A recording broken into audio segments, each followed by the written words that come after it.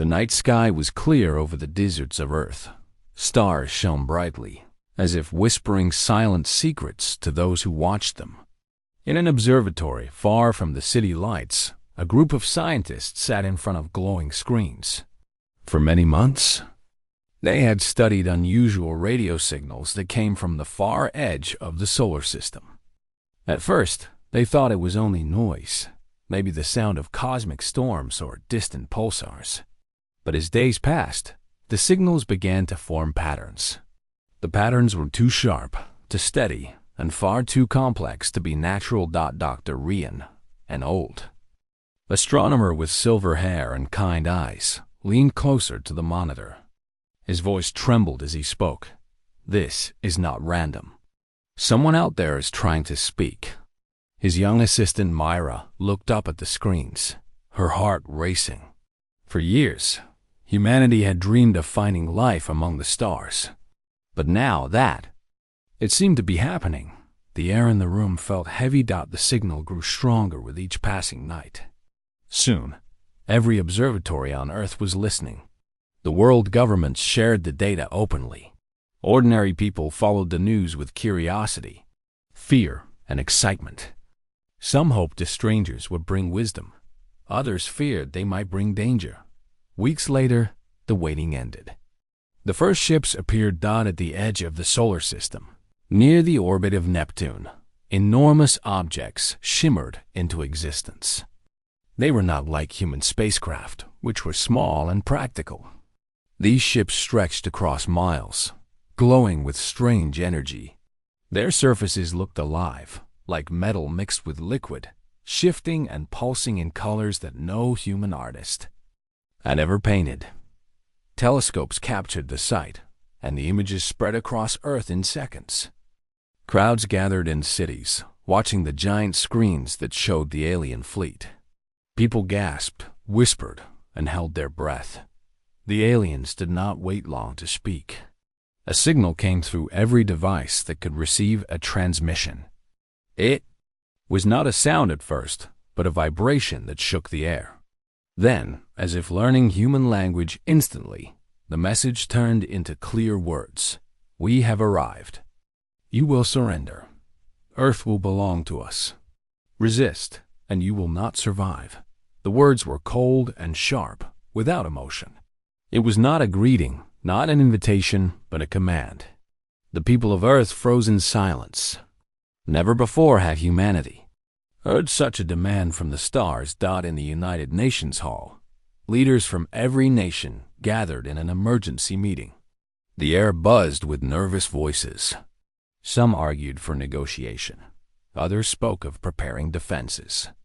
Many felt small compared to the vast fleet above. But one voice cut through the noise. It was the voice of Arik, chosen as the main representative of Earth. He was not a soldier, but a teacher who had spent his life speaking to crowds with calm strength. He stood tall in front of the assembly, his hands steady. They expect us to surrender, he said. His words were simple, but they carried weight. They believe we are weak, that we will kneel the moment they show their strength. But they do not understand us. The hall grew quiet. Every eye turned toward him. We are human, Arik continued. We build, we learn, we dream. We are not perfect, but we never give up. If they want to test us, then let them see who we are. If they want war, then let them prepare to be obliterated. The room shook with applause, not from pride alone, but from courage being reborn.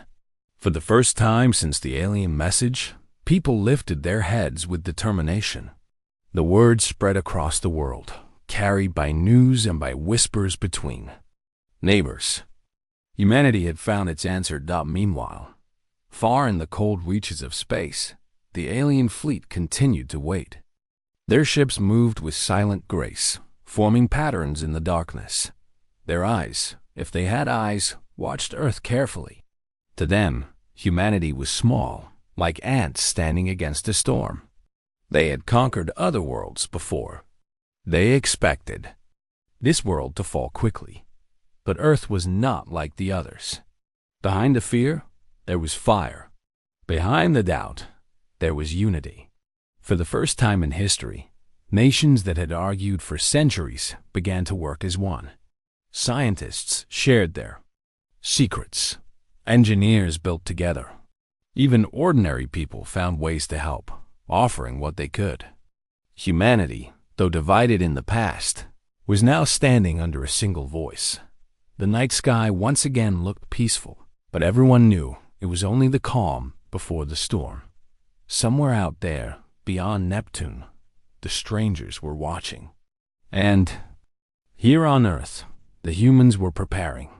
The words of Arik echoed across every city, every village, every home. They gave courage to children, strength to workers, and hope to leaders. The words were not just a threat to the aliens, but a promise to each other. You want war, he had said, then prepare to be obliterated. And so began the greatest challenge humanity had ever faced. The days after the alien message were filled with silence in space, but noise on Earth. Every news channel spoke of the fleet waiting beyond Neptune. Schools taught children about unity and courage. Families gathered in living rooms, watching the skies on their screens. The question on everyone's mind was the same. What would happen next? The aliens had spoken with confidence, as if victory was already theirs. Yet, on Earth, something new was growing. People were afraid, yes, but alongside the fear came determination. Instead of falling into despair, humanity began to prepare in great cities and quiet villages. Men and women offered their hands to help. Engineers worked day and night to improve old machines. Farmers promised to grow extra food for those who labored. Artists painted bold pictures of Earth standing tall. Musicians wrote songs that filled hearts with courage. Humanity was no longer a collection of divided nations. It was becoming one voice, one heart, one people. Arik, the human spokesperson, traveled to many places during those first days. He did not bring weapons or commands. He brought words of hope. Standing before vast crowds, he reminded them that their strength was not in the size of their armies, but in the depth of their unity. He told children that their laughter was as important as the work of scientists, for joy itself gave humans reason to fight for life. People listened, and they believed far away in the cold dark beyond Neptune, the alien fleet observed. They expected humanity to panic, to fall into chaos, to beg for mercy. But what they saw confused them. Instead of surrender, humans showed signs of preparation. Instead of silence, the world glowed with activity. To test this strange resistance, the aliens decided to act. One night, several alien probes slipped into the inner solar system. They were small compared to the massive fleet, but still far beyond human technology. Silent and sleek, they moved toward Earth, expecting no trouble. Their mission was simple: study human defenses, test their strength, and prepare for the final. Strike. The first probe reached Mars, where humans had small research stations. The aliens thought it would be easy to destroy them. But when the probe attempted to approach, it was met with an unexpected trick. The scientists on Mars had filled space around the station with old satellites and reflective mirrors. The probe's sensors became confused, unable to tell which signal was real. Before it could complete its mission, the humans sent out a burst of strong electromagnetic waves, frying the probe's circuits. Mars remained safe. The second probe tried to enter Earth's orbit. It flew close to the planet, ready to scan defenses. Yet again, the aliens underestimated their target. Old communication satellites, which had been forgotten for years, were reactivated by human engineers. The satellites began to send out false signals, leading the probe in circles. By the time it realized the trick, human stations on the ground captured its transmissions and shut it down. The third probe was smarter, or so the aliens thought. It moved toward the moon, far from Earth's heavy defenses. But even here, the humans were ready. Miners working on the moon had turned their heavy equipment into tools of resistance. Using simple but clever methods, they created clouds of dust that blocked the probe's vision. Hidden inside those clouds, small machines released bursts of light, blinding the sensors. The probe failed and soon went silent. When the aliens reviewed the results, they grew unsettled. These humans were not stronger in technology. Their ships were small, their weapons simple, their defenses weak. But somehow, they had managed to stop 3 powerful probes with creativity alone. The aliens were used to facing enemies who fought directly, who relied only on strength.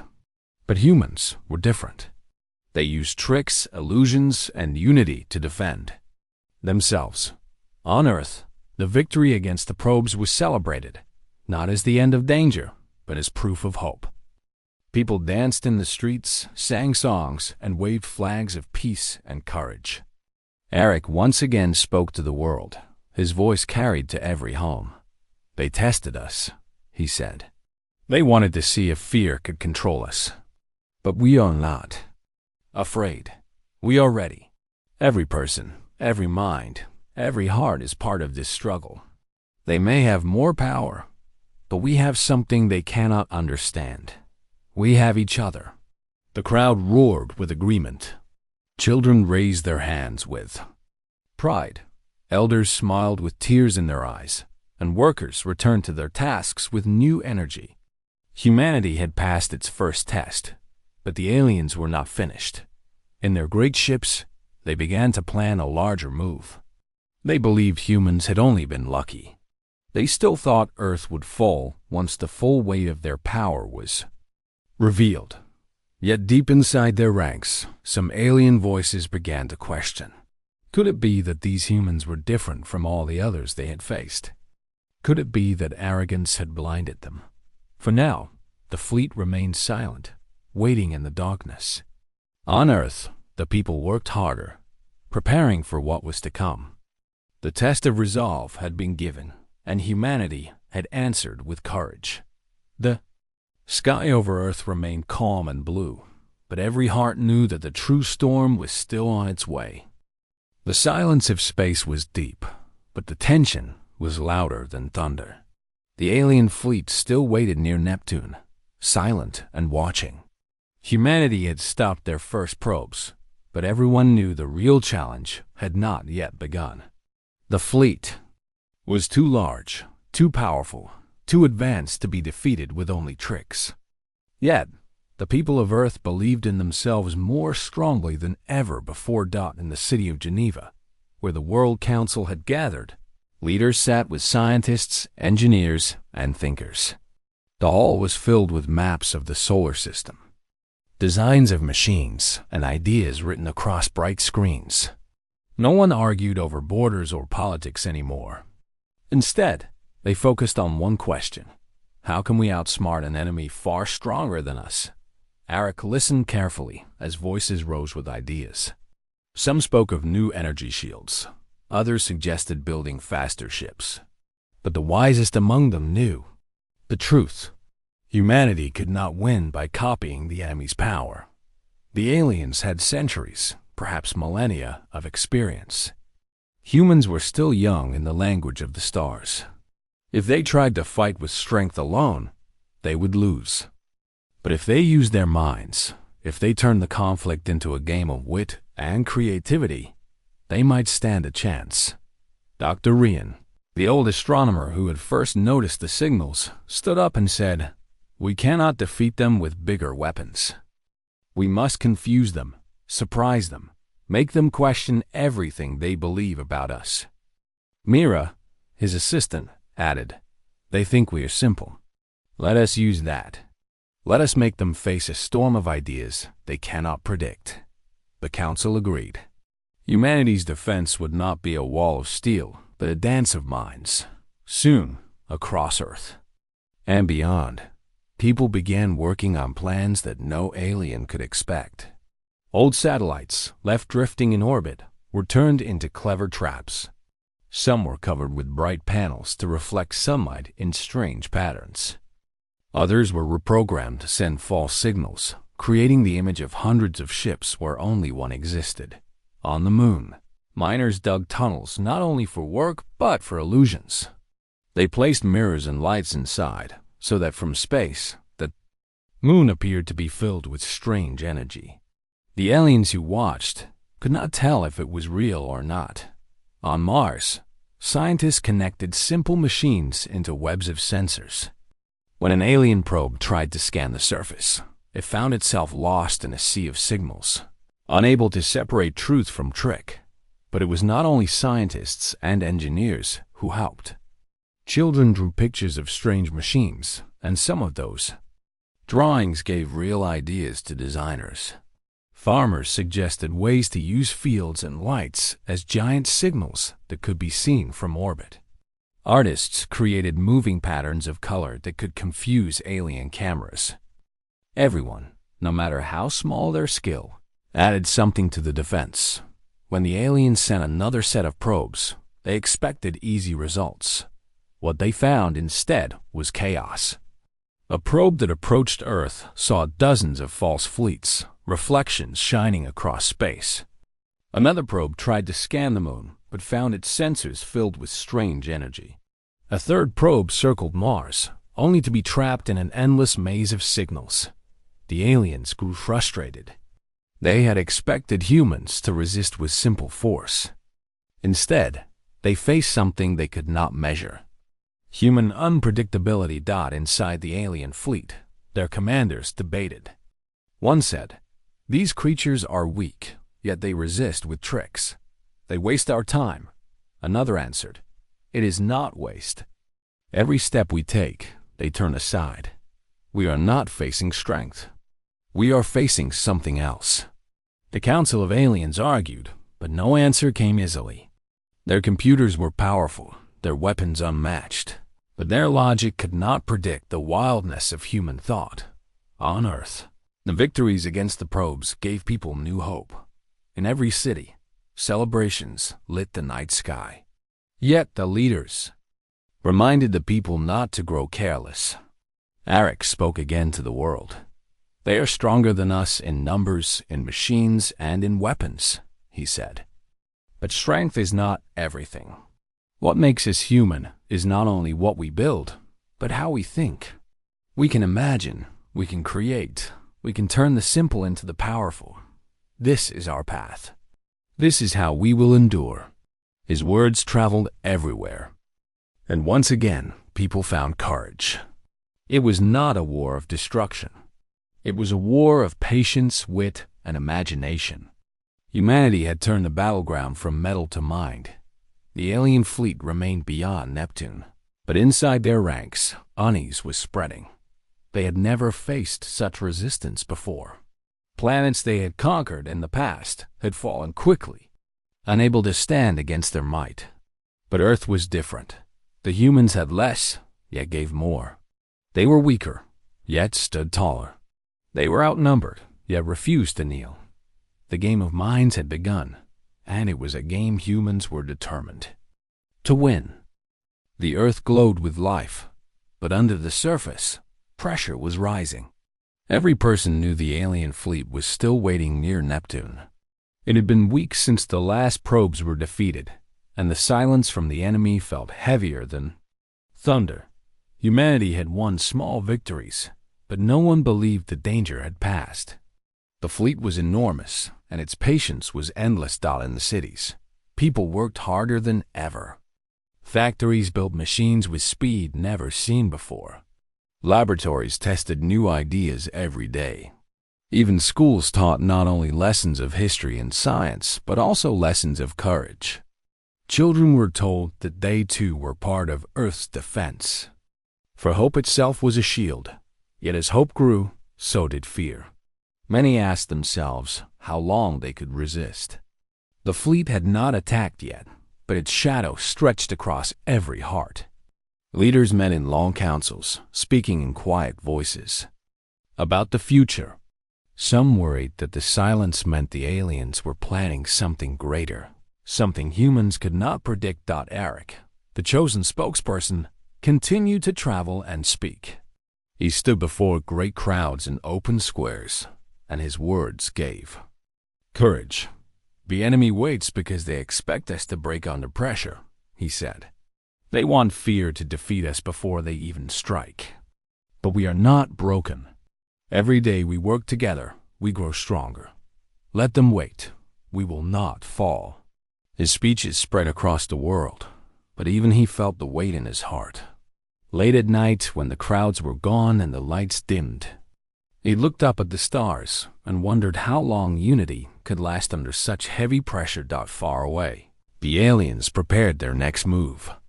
They believed humans were stubborn but weak, clever but fragile. To them, the victories of Earth were only small delays. The commanders of the fleet decided to show true strength, to break human spirit with a display of power. One morning, people on Earth looked to the sky and saw something strange. The sunlight seemed weaker, dimmer, as if a shadow had fallen over the world. Scientists rushed to their instruments, and what they discovered made their hearts sink. The aliens had built enormous structures near the orbit of Neptune. These machines spread like dark wings across space, blocking part of the sunlight before it reached Earth. It was not complete darkness, but it was enough to cast a chill across the planet. Days felt shorter, crops grew slower, and fear spread quickly. For the first time, people felt the weight of the aliens, not just in their minds, but in their daily lives. The pressure was no longer only in their hearts. It was written in the shadows. That touched every field, every city, every home. The World Council gathered in alarm. Some leaders whispered about surrender, fearing that if the aliens blocked the sun completely, Earth would not survive. Others argued for immediate attack, though their weapons were too few and too weak. But Eric stood once again and lifted his hand for silence. They believe this shadow will break us, he said. They believe that fear will turn us against each other. But we are not defeated by shadows. We have fire within us, and it burns brighter than any sun they try to hide. His words gave strength, but words alone were not enough. Humanity needed action. And action came, not from a single mind, but from many minds working together. Scientists remembered old experiments with solar mirrors. Engineers on space stations began to build huge reflective panels, turning them to catch the sunlight that reached past the alien machines. Farmers offered their fields as testing grounds for new light systems powered by fusion energy. Cities lit up their nights with strong beams, keeping spirits high. Slowly, the world adjusted. The aliens had cast a shadow, but humans had found ways to bring back the light. The pressure was heavy, but it did not break them. On the moon, miners used their machines to polish vast surfaces of rock into bright mirrors, reflecting sunlight back toward Earth. On Mars, colonists built networks of shining towers to redirect energy toward the home planet. Everywhere, humans worked with one goal: to show that no shadow could take away their will to live. The aliens watched all this with growing unease. Their commanders had expected panic, collapse, and surrender. Instead, they saw unity stronger than before. Every move they made seemed to awaken more creativity in the humans. Inside the fleet, some alien voices began to whisper doubt. Perhaps we judged them too quickly, one said. Perhaps their strength is not in weapons, but in something we cannot measure. But others silenced the doubts, saying, they are only delaying the inevitable. When we strike fully, they will fall. Back on Earth, life was not easy under the dimmer sun, but hope still burned. Families shared food and warmth. Neighbors cared for one another. Scientists worked side by side with farmers and builders. It was no longer about nations or borders. It was about humanity itself. Eric gave another message, carried to every screen and speaker across the planet. The pressure grows, but so do we. The shadow stretches, but our light shines brighter. They will not see us fall. They will see us rise. The people listened and their courage grew.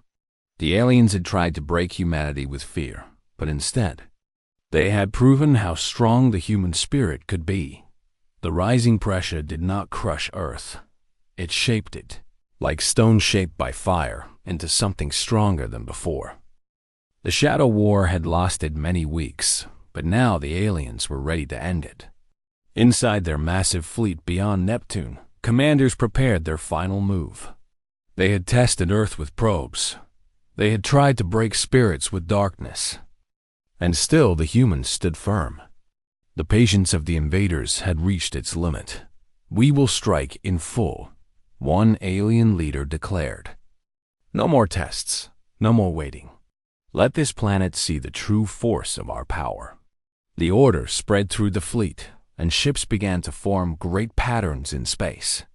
Their weapons glowed with strange energy, brighter than stars. To them, victory felt certain at last. They would erase the humans' stubborn resistance and claim the planet. On Earth, scientists detected the movement. Alarm filled the council chambers. Leaders gathered with Arik, Dr. Rian, Myra, and other thinkers. Everyone understood the danger. This was no test, no warning. It was the final step before the storm. Arik looked at the worried faces around him. "They believe this is the end," he said quietly. "But they do not know us fully. We are not finished. We still have one more chance to show them who we are." The humans had been preparing for such a moment. In every hidden corner of the solar system, projects had been built in secret. Not weapons of great destruction, but networks of illusions, signals, and storms. Now, those projects would come alive. From Earth to the Moon, from Mars to the far stations near the asteroid belt, humans activated their final plan. Thousands of satellites, old and new, began to work together. They flashed signals, bounced light, and painted the space between planets with false images. To alien sensors, Earth suddenly seemed to multiply. Dozens of fake fleets appeared, each moving as if a live dot. At the same time, scientists unleashed artificial storms. Magnetic waves rolled through space, hiding the true positions of stations and ships. Strange pulses confused the alien weapons, bending their aim. For every real target, 10 false ones appeared. The alien fleet entered this storm of illusions with confusion. Their commanders gave orders, but the computers failed to separate truth from trick. One ship reported seeing a human fleet of hundreds. Another claimed Earth had vanished behind a wall of energy. The more they scanned, the less they understood. In the council chamber on Earth, Dr. Rian smiled faintly. "They wanted to test us with pressure. Now it is their turn to feel pressure they cannot measure." Mira added, "This is not only science. This is imagination. That is what they cannot defeat." The plan was not perfect. Some illusions failed, and some alien weapons cut through the storms. But the strength of humanity was not in perfection. It was in persistence. Every time one trick was broken, another rose in its place. Every time the aliens thought they had found the real Earth, it slipped away again like a shadow. The aliens grew restless. Their voices echoed in frustration. "They are weak," one commander shouted, "yet they resist with endless tricks. How can they stand against us for so long?" Another answered, "It is not weakness. It is something else. They do not follow patterns. They do not think as we do. Every step we take, they answer in a way we cannot predict." On Earth, the people did not rest. Farmers lit their fields with bright patterns, adding to the illusions. Cities sent beams of light into the sky, confusing alien sensors even more. Children released thousands of balloons with tiny mirrors attached, filling the skies with reflections. Every person, no matter how small, became part of the final defense. The alien fleet pushed harder, but the harder they pushed, the less progress they made. Their mighty weapons fired into empty space, striking only shadows. Their ships moved in circles, chasing illusions. Time passed, and with each hour, human courage grew. Arik once again spoke to the world. His voice was calm but strong. This is the edge of obliteration, but not ours. They believed they could erase us. Yet, it is their pride that now faces erasure. They see only shadows because they do not understand the light of the human spirit. The speech spread across Earth, filling people with hope. The storm outside was not only of machines, but of belief. Every person believed they were part of something greater than themselves, and that belief was stronger than any weapon. Inside the alien fleet, doubt spread wider than ever before. Commanders who once spoke with certainty now argued. Some demanded retreat. Others demanded even greater force. But all of them felt the same uneasy truth. The humans were not breaking. They were rising. The fleet slowed, caught in confusion. Their final strike had become a maze with no exit. They had expected surrender, but what they found was resistance. Beyond reason. On Earth, dawn rose slowly, its light passing through the thinner sky left by the alien shadow machines. Yet to the people below, that sunlight felt brighter than ever. They had faced the edge of obliteration and still stood strong. The battle was not finished, but something had changed. Humanity had proved, not only to the aliens but to themselves, that they could endure the storm. The question that now filled every heart was simple. Would the aliens finally understand? The alien fleet drifted near the outer edge of the solar system. For days, their ships had been caught in the illusions and storms created by humanity. Every strike they made had failed. Every plan had turned against them, and slowly confusion grew into fear. Commanders argued among themselves, but no answer came. The humans were not only resisting, they were teaching them something no technology could measure. On Earth, people watched the skies carefully. Children pointed to streaks of light that danced across space, while scientists worked to refine the illusions. Leaders spoke in calm voices, knowing that panic would weaken the planet. Humanity had survived tests, darkness, and now the edge of obliteration. Arik stood on a high platform overlooking a city square filled with people. The crowd was silent, waiting not for words, but for the signal of the final action. He looked to the stars, feeling the weight of responsibility on his shoulders. Then he smiled. Humanity had learned that courage was not in weapons or shields, but in unity, creativity, and determination. Today, he said, we give our answer. They asked for war, thinking it would destroy us, but we show them what we are. We do not fight only with force. We fight with hope, with spirit, with light. That cannot be taken away. This is our answer. The signal went out. Across the solar system, humans activated every last device built for this moment. Satellites, solar mirrors, magnetic storms, and beams of light all worked together. The aliens had expected destruction, but instead, they faced a display of human ingenuity that was like a living shield. For the first time, some alien commanders stopped speaking. They watched in silence as the humans transformed the solar system into a dazzling maze. Each planet, moon, and station reflected sunlight and energy, creating patterns that were beautiful and confusing. To the aliens, it was overwhelming. Their sensors could not detect the real positions of human fleets or stations. Every attempt to strike revealed only empty space or mirrored signals. It was not war in the way they understood it. There were no blasts or crashes. There were no captured planets. There was only the undeniable truth that humans could not be broken by force alone. Dr. Rian explained quietly to Arik. They do not understand why we continue. They think we are weak, but our strength is in belief. Every person on Earth, on the moon, on Mars, on every station, is part of this answer. They cannot erase it because it is not a thing. It is a spirit. Myra nodded. They believe victory came from power. We show them it comes from unity. Inside the alien fleet, debates raged louder than ever. We cannot succeed, one commander admitted. Every attack is met with something unexpected. They adapt faster than we can anticipate. Another argued, they are only delaying. When we concentrate, we will overwhelm them. But doubt had taken root. Even the strongest leaders felt it. They had faced a species they could not predict, a species that did not fight like machines or follow simple strategies. They could calculate probabilities, but they could not calculate courage, hope, or creativity.